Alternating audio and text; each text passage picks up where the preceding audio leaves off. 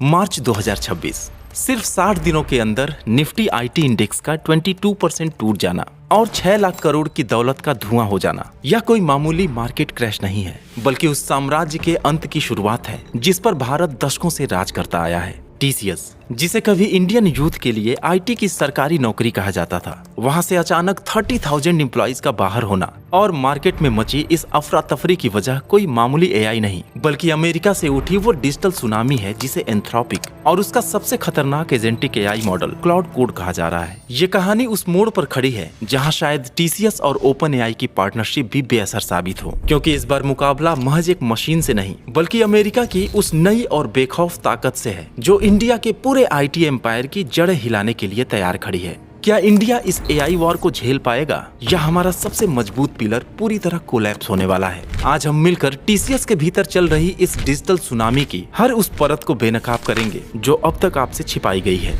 दशकों से Indian IT का मतलब सिर्फ एक सर्विस सेक्टर नहीं बल्कि एक अटूट भरोसा था, एक ऐसा ट्रस्ट जिसने लाखों फैमिलीज को मिडिल क्लास से उठाकर ग्लोबल स्टेज पर खड़ा किया। लेकिन आज वही भरोसा डिजिटल डिपेंडेंसी के भारी बोझ तले दब रहा है, जहां इंडिया का बेशकीमती डेटा और पैसा धीरे धीरे हमारे हाथों से निकलकर सीधे अमेरिकन एआई कंपनीज की तरफ शिफ्ट हो रहा है। मार्केट में चर्चा थी कि टीसीएस और ओपन एआई की पार्टनरशिप सब कुछ संभाल लेगी, लेकिन असल में सब कुछ उल्टा हो गया। आज पूरा मार्केट बुरी तरह डरा हुआ है। जॉब इनसिक्योरिटी और मास टेक फायरिंग की लहर चल रही है, क्योंकि मुकाबला अब सिर्फ सिंपल चैटबॉट से नहीं है, यह क्लाउड और टीसीएस की एक सीधी जंग है। जब एक एजेंटिक एआई मॉडल हफ्तों के कोडिंग का काम मिनटों में करने लगे तो सवाल उठता है कि क्या हमारे हजारों इंजीनियर्स की ये फौज उस रफ्तार का मुकाबला कर पाएंगी? टीसीएस का ट्रेडिशनल ह्यूमन लेड मॉडल कहीं उसके अस्तित्व को ही ना मिटा दे। और इसी दौरान एक ऐसी पॉलिसी का भी खुलासा हुआ है जिसने एम्प्लॉइज के बीच हड़कंप मचा दिया है, the 35 day bench trap. TCS का नया रूल कहता है कि अगर आप 35 डेज तक किसी नए प्रोजेक्ट में फिट नहीं हुए तो आपको सीधे नौकरी से निकाला जा सकता है। यह सालों की मेहनत को महज 5 वीक्स के अंदर एक झटके में खत्म करने का आसान रास्ता है। पर यह मार्केट मेल्टडाउन सिर्फ इंडिया की बाउंड्री तक ही सीमित नहीं है। एआई का यह खौफ इतना बड़ा है कि इसने एसेंचर और आईबीएम जैसे ग्लोबल जायंट्स की भी नींव हिला दी है। आज पूरी दुनिया के टेक सेक्टर में एक ऐसी सुनामी दिख रही है जिसने बड़ी बड़ी कंपनीज की मार्केट वैल्यू को मिट्टी में मिला दिया है। यह सिर्फ एक मंदी नहीं बल्कि पूरे ग्लोबल टेक इकोसिस्टम पर एक ऐसा दबाव है जैसा पहले कभी नहीं देखा गया। अगर इंडियन आईटी सच में कमजोर पड़ता है तो सिर्फ एक सेक्टर नहीं गिरेगा, इंडिया की पूरी मिडिल क्लास इकोनॉमी हिल सकती है।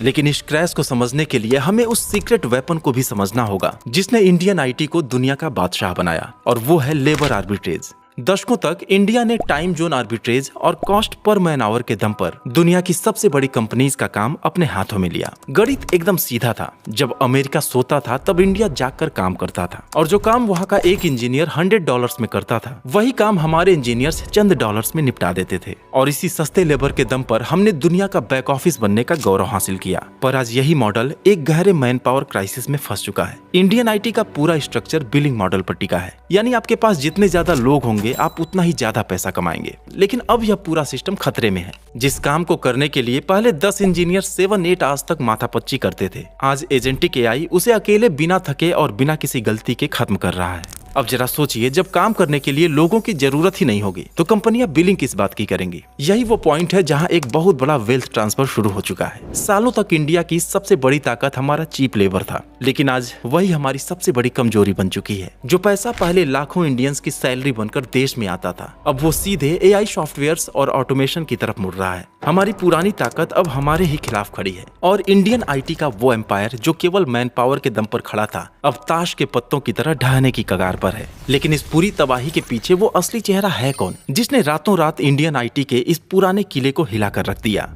यहाँ एंट्री होती है डारियो अमोदेई की, एक ऐसा बागी विजनरी जिसने ओपन एआई जैसी बड़ी कंपनी को सिर्फ इसलिए छोड़ दिया क्योंकि वो उसके तौर तरीकों से सहमत नहीं थे। डारियो कोई मामूली इंजीनियर नहीं बल्कि प्रिंसटन से फिजिक्स में पीएचडी हैं। उन्होंने अपनी सिस्टर डेनिएला अमोदेई के साथ मिलकर मई 21 में एंथ्रोपिक की नींव रखी और इसे कॉन्स्टिट्यूशनल एआई के प्रिंसिपल पर खड़ा किया। एक ऐसा एआई जो न सिर्फ सुपर इंटेलिजेंट है बल्कि पूरी तरह भरोसेमंद भी है। इसी भरोसे का जादू है एंथ्रोपिक का वो सफर जिसने पूरी दुनिया को चौंका दिया। मार्च 25 में इस कंपनी की वैल्यूएशन महज $61 बिलियन की थी, लेकिन नवंबर 25 आते आते यह आंकड़ा रॉकेट की तरह बढ़कर $350 बिलियन पर पहुंच गया। यह सिर्फ एक नंबर नहीं बल्कि इस बात का सबूत है कि दुनिया अब पुराने सर्विस मॉडल को छोड़कर एजेंटिक एआई पर अपना सारा दांव लगा रही है। एंथ्रोपिक की इस कामयाबी के पीछे जो सबसे बड़ा और डेंजरस सीक्रेट है वो है इसका खास फीचर, कंप्यूटर यूज कैपेबिलिटी। यह क्लाउड का एक ऐसा मैजिक वेपन है जहां एआई सिर्फ सलाह देने वाला एक सिंपल चैटबॉट नहीं रहता, बल्कि सीधे आपके कंप्यूटर का कंट्रोल अपने हाथ में ले सकता है। इसे आप एक तरह का इनविजिबल इंजीनियर मान सकते हैं जो आपकी स्क्रीन को बिल्कुल उसी तरह देख सकता है जैसे आप देखते हैं, या आपकी जगह माउस चला सकता है, कीबोर्ड पर टाइप कर सकता है, और बग फिक्सिंग जैसे कॉम्प्लेक्स टास्क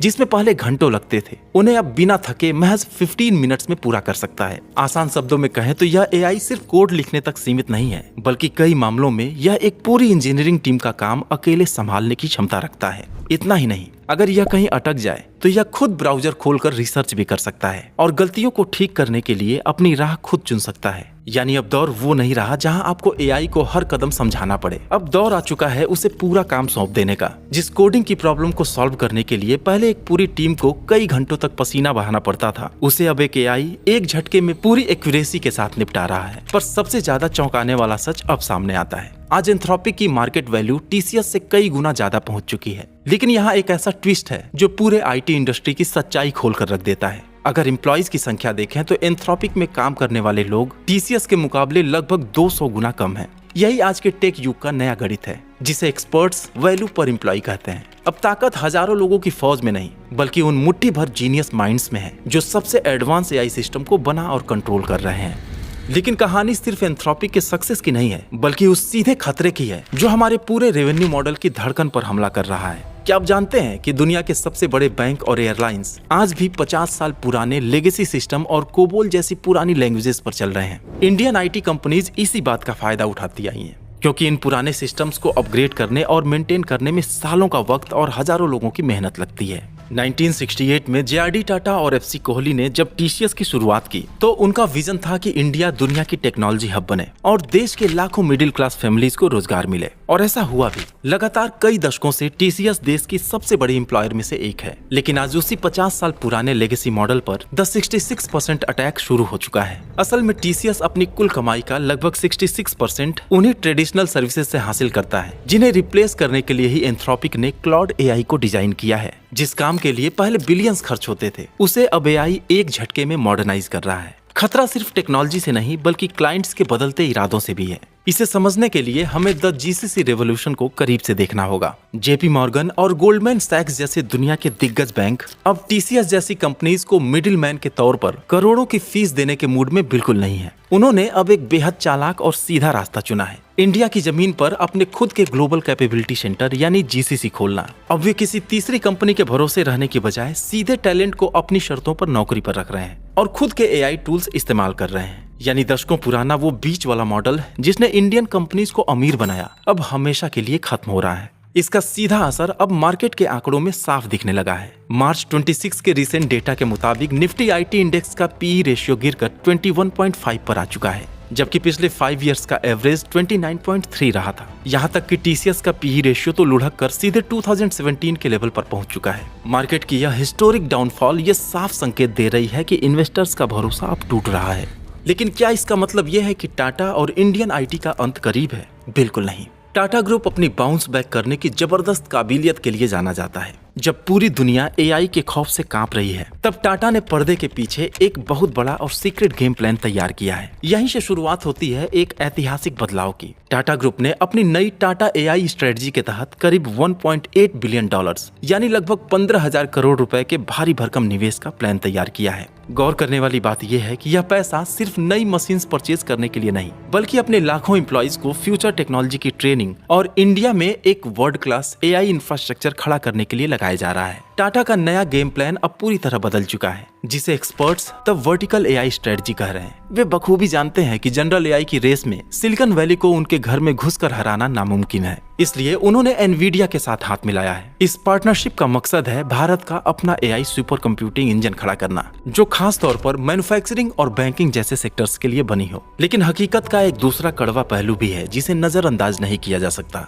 मार्च 26 के ताजा आंकड़ों के मुताबिक टीसीएस का सालाना एआई रेवेन्यू 1.8 बिलियन डॉलर्स के आंकड़े तक पहुंच तो चुका है, पर यह उनकी कुल कमाई का महज 6% है। यह 6% का छोटा सा आंकड़ा उस लंबी और कठिन चढ़ाई की याद दिलाता है जो टाटा को इस ग्लोबल रेस में अभी तय करनी है। दूसरी तरफ मुकाबला इतना कड़ा है कि तेजी से फैसले लेने वाली मिड कैप कंपनीज अपनी ऑर्डर बुक का 14-15% हिस्सा अभी से ही पूरी तरह एआई प्रोजेक्ट से भर लिया है। इसी बदलाव की गंभीरता को देखते हुए इन्फोसिस के को फाउंडर नंदन नीलेकणी ने क्लियर कट बोला है कि अब जरूरत है रूट एंड ब्रांच सर्जरी की। उनका इशारा बिल्कुल साफ है, अब छोटे मोटे सुधारों या पैच वर्क से काम नहीं चलेगा। पुराने पड़ चुके सिस्टम को अब जड़ से उखाड़ कर फेंकना ही होगा। अब एआई फर्स्ट बनना कोई चॉइस नहीं, बल्कि अपना वजूद बचाए रखने के लिए एक मजबूरी बन चुका है। पर इस पूरी टेक्नोलॉजी की अंधी दौड़ में एक सबसे बड़ा सवाल खड़ा होता है, द अकाउंटेबिलिटी फैक्टर, यानी जवाबदेही। क्या दुनिया के बड़े बैंक जो बिलियन डॉलर्स का ट्रांजैक्शन संभालते हैं कभी किसी ऐसे एआई का भरोसा करेंगे जो भ्रामक जानकारी देता हो या गलत डेटा दे दे?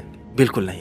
और यहीं पर टाटा का 150 साल का भरोसा उनकी सबसे बड़ी ढाल बनकर खड़ा होता है। जब टेक्नोलॉजी लड़खड़ाएगी तब दुनिया को उस इंसान और उस ब्रांड की जरूरत होगी जिस पर वो आंख बंद करके यकीन कर सके। अब यह जंग सिर्फ कोडिंग की नहीं रह गई है, यह जंग है बरसों पुरानी लेगेसी और फ्यूचर की रफ्तार के बीच।